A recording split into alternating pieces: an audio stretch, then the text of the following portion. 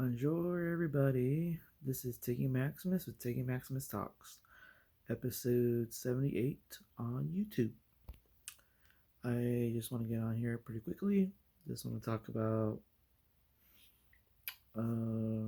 three comedy shows. I went to a comedy show on Wednesday at the La Jolla Comedy Store. It was headlined by Ahmed Ahmed. Um, there's another show on Thursday at the Mic Drop hosted by Victoria Para. And then Friday was the Don't Tell Comedy San Diego in Mission Hills. And I actually got to watch two shows, actually, not one, at Don't Tell Comedy. So that was pretty cool. Um, and kudos to Jay Bode, who runs the Don't Tell Comedy San Diego chapter. Not only helping to put up a great show, but to actually allow me to stay for the second show since there was a live taping. Um, the one that I went to was at 7 o'clock, but he insisted I stay for the 9 o'clock one, so I did. And good thing I did because it was actually two completely different lineups. I want to start talking about the Wednesday show with Ahmed Ahmed. Um, it was a great lineup. Um, the host of that one was actually Mike Perkins. He opened the show by doing a little stand up, and overall, I thought his set that night was 8.4. Next up, I believe, was Bobby Ulrich. First time seeing the guy. That was kind of funny. Um, I also thought he was also an 8.4 as well. Um, I believe the next person that came up was Mike Vinn, and I think is my second time actually seeing him. I remember a bit he said, um, when guys are pretty simple and easy to manipulate, so when the wife or fiance or girlfriend wants something from a guy, all she has to do is kind of shake her boobs to get something she wants, but you can't do the same thing with a guy when he wants something. And apparently, not the boobs part, but imagine if a guy was trying to shake an asset of his that a woman would want, like a penis or something, or a guy's junk, but it doesn't work the same way. Um, Overall, I actually thought Mike Vinn's stand up was 8.3. Next up, we have one of my favorites in the comedy business, Rachel Sterling. Always cool to talk to, and she debuted some new material from the last time or the last few times I've seen her. She did mix in some old jokes, but she got some new ones too. So um, I didn't feel like she got a lot of um, reaction or fanfare with her jokes. Um, some were funny, but then I guess some didn't get a whole lot of laughter from the crowd. So I kind of felt like her comedy that night was a 7.8. Um, Next up, we have my first time seeing a guy named Brandon Johnson. Apparently, he's a CEO of his own company, and he was promoting a movie he's part of. Um, and he gave me some info. Guy's pretty cool, and his comedy was actually kind of interesting though. Um, I have here that I think that his comedy was an 8.5. And then next up after him was Barty. Barty, I think I've seen at the Madhouse before. Um, and I thought that his comedy was a 8.4 out of 10. And then we got to your headliner, the one who runs his own comedy shows, actually, Ahmed Ahmed. He also had some shows I went to in Huntington Beach at the Bolsa Chica State Beach. Um, I guess Huntington Beach is considered to be the OC, and I've gone to some of his shows when it was there on Friday nights at the Sea Legs at the beach there, um,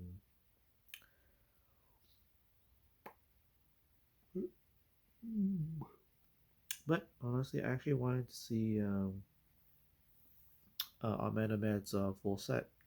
And what's interesting about Ahmed Ahmed was that he actually mixed in quite a bit of crowd work and some jokes of his.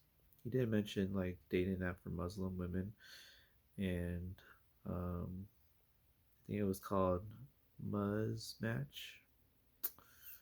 That was interesting because he kind of talked about it how it kind of sucks for a dating app because all you see is the women's eyes because they're most of their body is covered up. So I think I remember seeing a clip of this and I actually got to see this live.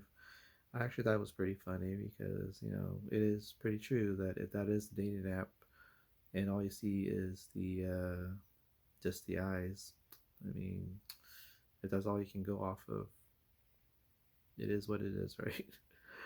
um, Overall, he did some really good crowd work. He got to talk to me a little bit.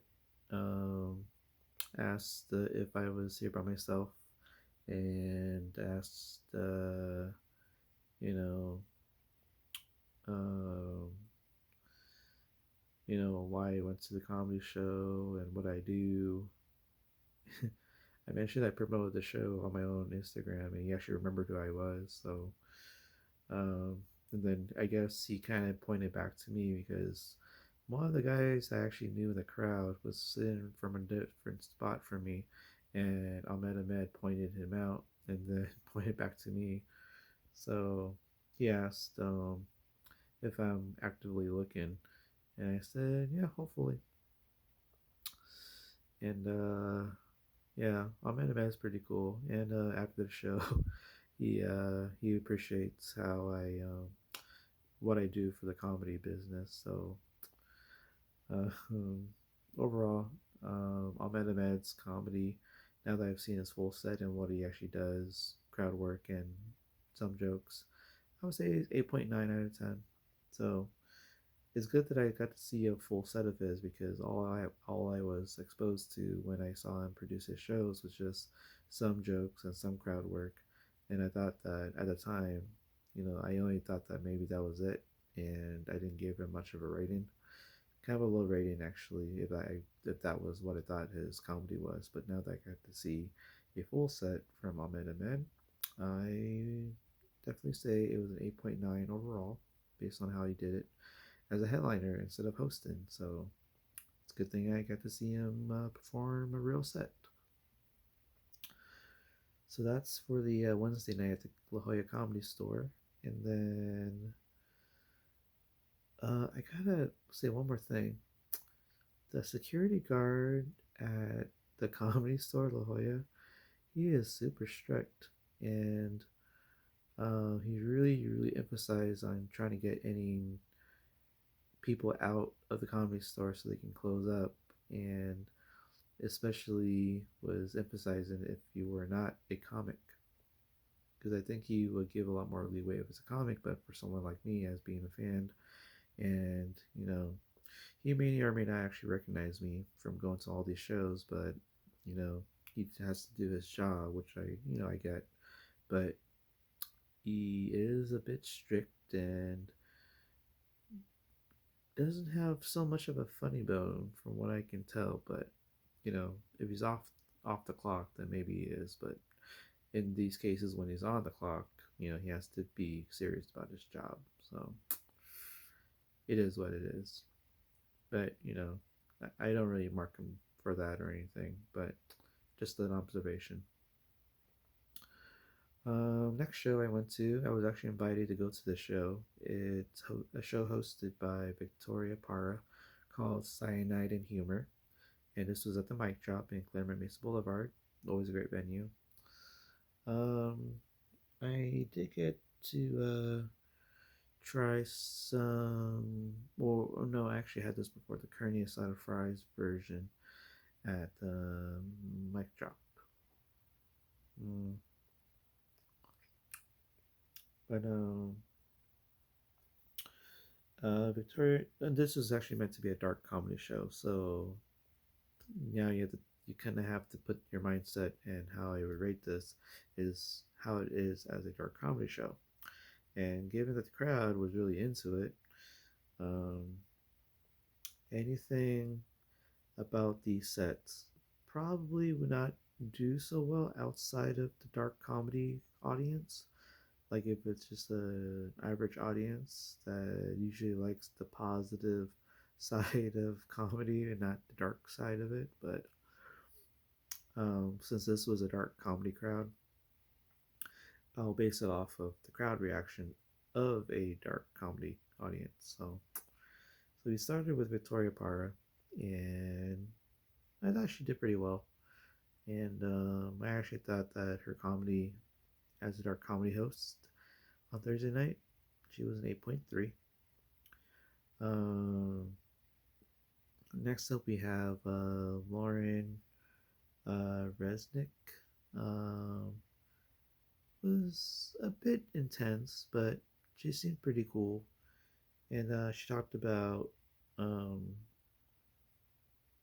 I guess it was kind of about dating. Um, yeah, I think that's all I can remember from her. But I wrote down here that I gave her an 8.4 for her comedy, dark comedy.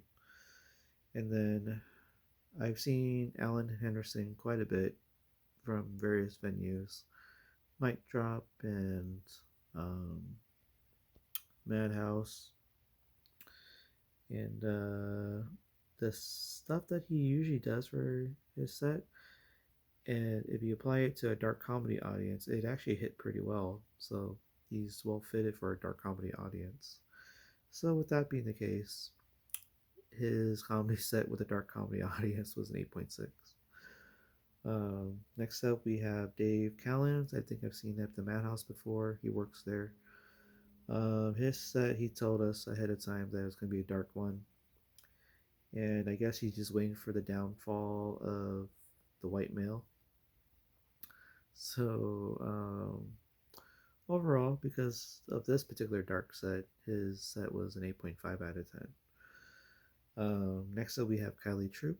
I've always seen her around everywhere. She does have a set that's dark as well, and the set that she had for this dark comedy audience, I would say it was an 8.7.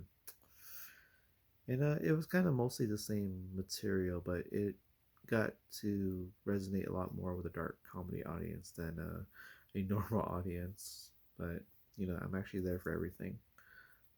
She did acknowledge that I'm everywhere, so that's cool of her to say that. Next up, we have Joe Grillo. My first time seeing him, and he also had a good dark comedy set, and it hit well with this dark comedy crowd.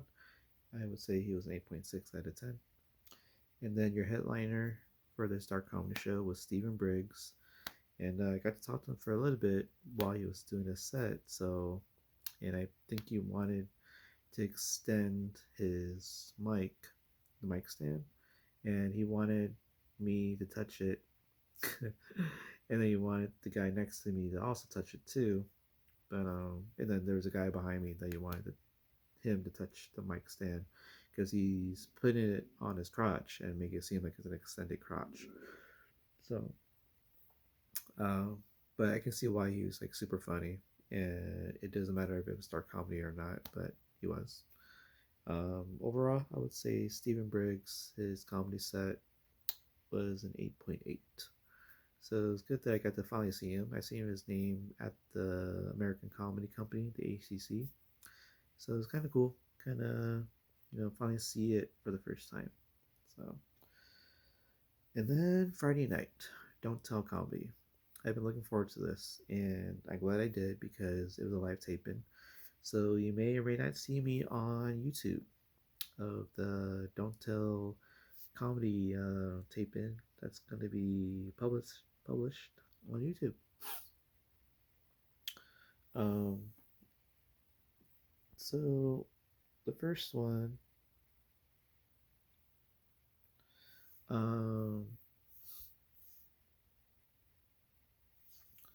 the first show, um, had basically six comics, not including the host, Brad, um, Brad Silnutzer, who also goes by Brad Lives Dreams, his IG handle, and I actually got to see Kyle Kazanjian Amory.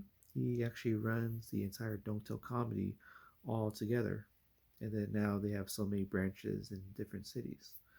So Brad started off with comedy. He ran both shows at 7 o'clock and 9 o'clock. I was able to go to the 9 o'clock show on the advice of Jay Bode. He insisted I stay for it, so why not? Um, my hair. Anywho, um, I thought Brad's comedy was an 8.7. He did have some paintings behind him, and it reminds everybody of him of Bob Ross when he does his paintings, and it was perfect placement of Brad in the middle, and then you get to be with the paintings as if he is Bob Ross because that's what everyone reminds him he looks like. So, um, the first guy that came up after Brad was Eagle Wit, super funny guy. Um, he he has some abortion jokes, but he also had other good jokes too. And overall, he was a 9 out of 10. And next person that came up was Jade Catapreta, super funny gal. First time seeing her. She's coming from New York, and I actually thought that her entire set was an 8.9 out of 10. Really good.